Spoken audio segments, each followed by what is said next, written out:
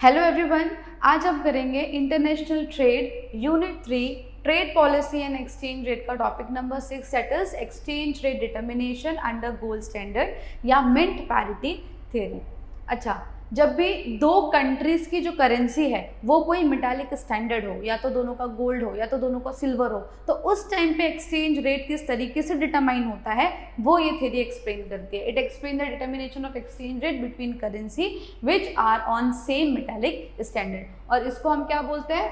इसको हम बोल सकते हैं mint parity theory of exchange rate.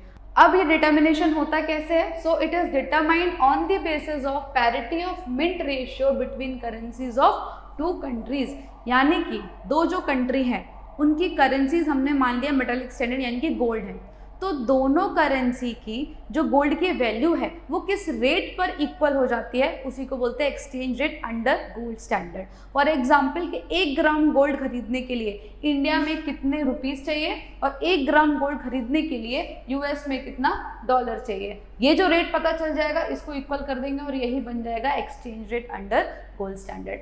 ये जो रेट है इसकी एक लिमिट होती है, एक लिमिट तक ही ये बढ़ सकता है और एक लिमिट तक ही ये कम हो सकता है। तो जो हाईएस्ट और लोअर पॉइंट्स है उनको हम बोलेंगे गोल्ड पॉइंट्स या स्पीशीज पॉइंट। ठीक है, अपर गोल्ड पॉइंट हो जाएगा अपर लिमिट और लोअर गोल्ड पॉइंट हो जाएगा lower limit. Next is features of gold standard. Exchange rate is determined by the parity of gold silver prices in two country. Parity यानी कि equal, दो currencies में जब गोल्ड एंड सिल्वर के price equal हो जाते हैं वो रेट को एक्सचेंज रेट कहा जाता है। Currency values peg to the metal content of that currency, currency में कितना मेटल है यानी कि किसकी वेट के हिसाब से, दोनों करेंसीज में उस मेटल का वेट कितना है उसके हिसाब से एक्सचेंज रेट डिसाइड होता है, और उस करेंसी की वैल्यू उस मेटल में ही होती है, जितना ज़्यादा मेटल का वेट उतना ज़्यादा करेंसी की वैल्यू। और golden standard was the basis of the mint parity theory. Next is rules of gold standard. हम कब कह सकते हैं कि दो कंट्री गोल्ड स्टैंडर्ड फॉलो करती है? A country is said to be on the gold standard if the following conditions are satisfied. पहला क्या है कि जो मॉनेटरी यूनिट होगा, स्टैंडर्ड मॉनेटरी यूनिट होगा, वो इन टर्म्स ऑफ गोल्ड ही होना चाहिए। या तो गोल्ड का वेट रख लो या तो उसकी जो प्योरिटी होती है वो रख लो, अदरवाइज जो भी गोल्ड है उसको एक फिक्स रेट में कन्वर्ट कर लो, यानी कि मॉनेटरी यूनिट जो भी होगा वो इन टर्म्स ऑफ गोल्ड ही होगा। Second is government can buy and cell gold in unlimited quantity eight official fix price. जो भी फिक्स प्राइस है उस पर गवर्नमेंट में किसी भी तरह का लिमिटेशंस नहीं है, वो कितना भी गोल्ड बाय और सेल कर सकती है। तीसरा है गोल्ड के इंपोर्ट एक्सपोर्ट में कोई रिस्ट्रिक्शन नहीं है। नेक्स्ट इज दो जो कंट्री हैं गोल्ड स्टैंडर्ड फॉलो कर रही है उन दोनों कंट्री में गुड्स एंड सर्विसेज का इंपोर्ट एक्सपोर्ट में किसी भी तरह का रिस्ट्रिक्शन नहीं है। और लास्ट है कि ये जो कंट्रीज है उसमें किसी भी तरह का इंटरनेशनल इंडेटेडनेस यानी कि दोनों पर किसी भी तरह का कोई कर्जा नहीं है। Now determination of exchange rate with an example. Suppose the official price of gold in Britain was 20 pound पर आउंस। आउंस यानी कि जैसे ग्राम होता है वेट का यूनिट, इसी तरह के आउंस भी क्या है? एक वेट का यूनिट ही है। तो ब्रिटेन में अगर 1 आउंस गोल्ड चाहिए तो उसके लिए 20 पाउंड की जरूरत होती है। क्लियर? और सामने यूनाइटेड स्टेट्स में अगर हमको 1 आउंस ऑफ गोल्ड चाहिए तो कितने चाहिए होंगे? $80 की जरूरत होगी। There were the mint prices of gold in the two currencies, यानी कि ब्रिटेन में 1 आउंस पड़ेगा 20 पाउंड का और यूएस में 1 आउंस पड़ेगा $80 का। तो ये आ गया पैरिटी, इसको इक्वलाइज कर दो। 20 पाउंड इक्वल्स टू $80 और 1 पाउंड इक्वल्स टू $4। 2 1 जा 4 जा 8, सो 1 पाउंड इक्वल्स टू $4। ये आ गया हमारा एक्सचेंज रेट। क्लियर? इस तरीके से गोल्ड स्टैंडर्ड में एक्सचेंज रेट डिटरमाइन हो जाता है। एक और एग्जांपल, वर्ल्ड वॉर से पहले इंग्लैंड और अमेरिका दोनों में गोल्ड स्टैंडर्ड ही चलता था, वो गोल्ड स्टैंडर्ड फॉलो करते थे। उस टाइम पे ब्रिटिश पाउंड यानी कि ब्रिटिश का जो 1 पाउंड है उसमें 113.0016 ग्रेन्स ऑफ गोल्ड आ जाता था, और अमेरिकन डॉलर, 1 अमेरिकन डॉलर में 23.22 ग्रेन्स ऑफ गोल्ड आता था। तो उस टाइम पे क्या था एक्सचेंज रेट?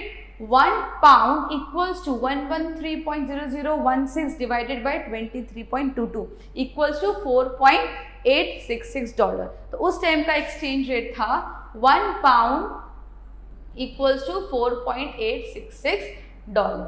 क्लियर? तो इसी को बोलते हैं mint parity theory. Next, equilibrium exchange rate through graph. अच्छा, इक्विलिब्रियम दोनों कंट्री में जो एक्सचेंज रेट है वो इक्विलिब्रियम कब अचीव होगा? For example, if US had a deficit balance of payment with Britain, it was adjusted through the export of gold to Britain. अगर US का जो बैलेंस ऑफ पेमेंट है वो कैसा है? डेफिसिट है, तो वो उसको सही कैसे करेगा? यूएस क्या करेगा? अपने यहाँ से गोल्ड को एक्सपोर्ट करेगा ब्रिटेन में, ताकि उसके यहाँ पे पैसा आए और उसका बैलेंस ऑफ पेमेंट कैसा हो जाए? इक्वलाइज हो जाए, बैलेंस हो जाए। इसलिए अगर यूएस का बैलेंस ऑफ पेमेंट डेफिसिट में है तो US will export gold to Britain, और अगर ऐसा है तो दोनों के बीच में मिंट पैरिटी जो है वो कितनी है? 1 पाउंड इक्वल्स टू $4, ये हम मान के चलते हैं। लेकिन क्या होता है, जब गोल्ड एक्सपोर्ट कर रहे हैं तो कुछ एक्सपोर्टिंग कॉस्ट भी इन्वॉल्व हो जाते हैं, जैसे कि freight, insurance, packing, interest etcetera. इसलिए अगर अब वो $4 वर्थ का गोल्ड एक्सपोर्ट कर रहा है तो उसको कुछ एक्सपोर्टिंग चार्जेस लग रहे हैं, जैसे कि $0.04। किसको? यूएस को। तो टोटल प्राइस कितना हो गया? The exchange rate between dollar and pound at the maximum can be 1 pound equals to $4.04। $4 worth का गोल्ड अगर एक्सपोर्ट कर रहा है तो उसमें $0.04 का कॉस्ट और ऐड हो गया। ठीक है, तो अब अगर वो एक्सपोर्ट करेगा यूएस तो $4.04 के सामने उसको 1 पाउंड मिलेगा, इसलिए एक्सचेंज रेट क्या हो जाएगा? 1 पाउंड इक्वल्स टू $4.04। क्लियर? अच्छा, ये क्या है? एक हाईएस्ट पॉइंट है, इससे ज्यादा दोनों के बीच में एक्सचेंज रेट नहीं जा सकता। This exchange rate signifies US gold export point और अपर स्पीशी पॉइंट, यानी कि अगर एक्सचेंज रेट इससे ज्यादा हुआ तो ब्रिटेन यूएस से गोल्ड नहीं खरीदेगा, इसलिए ये जो रेट है ये यूएस के लिए कैसा हुआ? अपर स्पीशी पॉइंट। ये एक हाईएस्ट लिमिट है, इससे ज्यादा एक्सचेंज रेट नहीं जाएगा। क्यों? उसके बाद फिर ब्रिटेन यूएस से खरीदेगा ही नहीं, तो ये हो गया हाईएस्ट पॉइंट।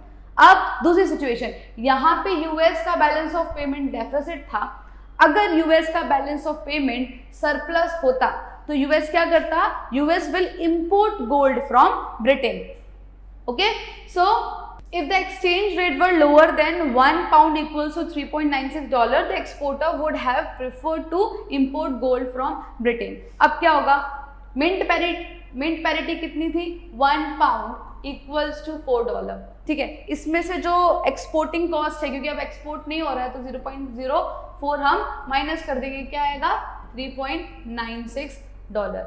ये हो गई हमारी लोअर लिमिट। यूएस अब अगर ब्रिटेन से इंपोर्ट कर रहा है तो रेट क्या होगा? 1 पाउंड इक्वल्स टू $3.96। हमने क्या किया? जो एक्सपोर्टिंग कॉस्ट थी उसको हटा दी। अगर एक्सचेंज रेट इससे कम जाता है तो ब्रिटेन यूएस को गोल्ड नहीं देगा, इसलिए ये जो लिमिट है ये यूएस के लिए क्या हो गई? इंपोर्ट पॉइंट या लोअर गोल्ड पॉइंट। क्लियर? इस लिमिट से एक्सचेंज रेट नीचे नहीं जाएगा, और ये क्या थी? Upper limit. इस लिमिट से एक्सचेंज रेट ऊपर नहीं जाएगा, तो ये हो गया अपर गोल्ड पॉइंट और ये हमको मिल गया लोअर गोल्ड पॉइंट। जो एक्सचेंज रेट है will fluctuate between these two points. The upper and gold points present the limits within which the fluctuation can take place in the market. अब इसका graph हम देख लेते हैं। X axis पर amount of foreign exchange, Y axis पर exchange rate, dollar price of pound sterling. यहाँ पे डॉलर के पर्सपेक्टिव से पूरा ग्राफ बना है। ये जो है DD1, ये क्या हो गया? डिमांड कर्व, और ये SS1 हो गया सप्लाई कर्व। जहाँ पे डिमांड और सप्लाई इंटरसेक्ट कर जाते हैं वो पॉइंट क्या होता है? Equilibrium rate of exchange. यानी कि इस पॉइंट पर जो डिमांड है गोल्ड की वो कितनी है? OQ, और सप्लाई भी कितनी है? OQ। तो जब डिमांड एंड सप्लाई इक्वल है, वो पॉइंट है गोल्ड, उस टाइम पे रेट कितना है? OR। यानी कि OR हमारा क्या हो गया? इक्विलिब्रियम रेट हो गया। ये क्या है? Mint parity. 1 pound is equals to $4, ये मिंट पैरिटी है। गोल्ड एक्सपोर्ट पॉइंट, यानी कि इससे ज्यादा क्या था? 1 पाउंड इक्वल्स टू $4.04। इससे ज़्यादा रेट ऊपर नहीं जा सकता। गोल्ड इम्पोर्ट पॉइंट यानी कि लोअर पॉइंट क्या था, 1 पाउंड इक्वल्स टू 3.96 डॉलर। जो प्राइस है, जो रेट है, वो इससे कम नहीं जा सकता। तो ये जो है इसके बीच में ही फॉरेन एक्सचेंज रेट फ्लक्चुएट करेगा दोनों कंट्री का। ये हो गई हमारी मिंट पैरिटी की लाइन, और ये है इक्विलिब्रियम पॉइंट जहां पे डिमांड और सप्लाई इक्वल है। ग्राफ का एक्सप्लेनेशन है, the amount of foreign exchange is measure along the horizontal line and the exchange rate कहाँ पे था, वर्टिकल लाइन यानी कि वाई एक्सिस पर। DD1 डिमांड, SS1 सप्लाई, जहां इंटरसेक्ट हो रहे हैं वो हो जाएगा हमारा इक्विलिब्रियम पॉइंट E। फिर इक्विलिब्रियम रेट ऑफ एक्सचेंज कितना है, OR। ये इक्विलिब्रियम रेट ऑफ एक्सचेंज हो गया OR। और इक्विलिब्रियम फॉरेन एक्सचेंज जहां पे डिमांड और सप्लाई इक्वल है वो कितना है, demand supply equal OQ। Clear, OQ। तो OQ हो गया हमारा इक्विलिब्रियम क्वांटिटी और OR हो गया हमारा इक्विलिब्रियम रेट। तो ये था पूरा concept of mint parity theory. I hope आपको समझ में आया होगा। Thank you.